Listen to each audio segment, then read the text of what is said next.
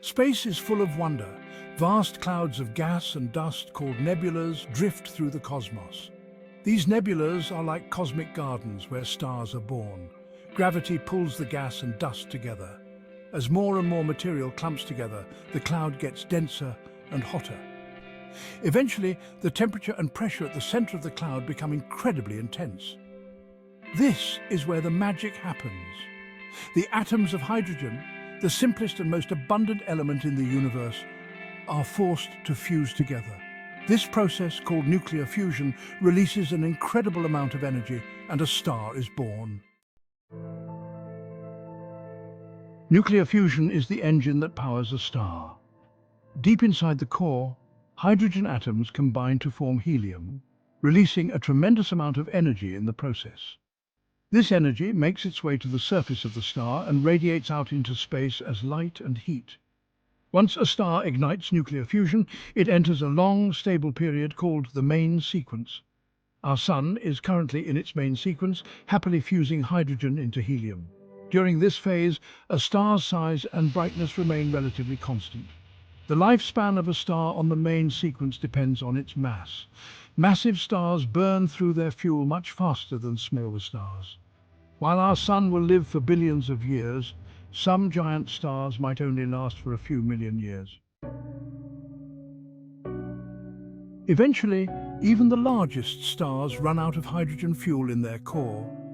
When this happens, the star's core contracts and heats up even more. The outer layers of the star expand outward, causing it to swell up into a red giant. Red giants are much cooler than their main sequence counterparts, but they are also much larger and brighter. Our Sun will eventually become a red giant, engulfing the orbits of Mercury and Venus. What happens next depends on the mass of the star. Smaller stars, like our Sun, will eventually shed their outer layers, forming beautiful clouds of gas and dust called planetary nebulas. The core of the star will remain behind as a small, dense object called a white dwarf. Section 4. Explosive endings, supernovas and the creation of neutron stars and black holes. Massive stars, on the other hand, are destined for a more spectacular end. When a massive star runs out of fuel, its core collapses in on itself, triggering a supernova explosion. A supernova is one of the most powerful events in the universe, briefly outshining an entire galaxy.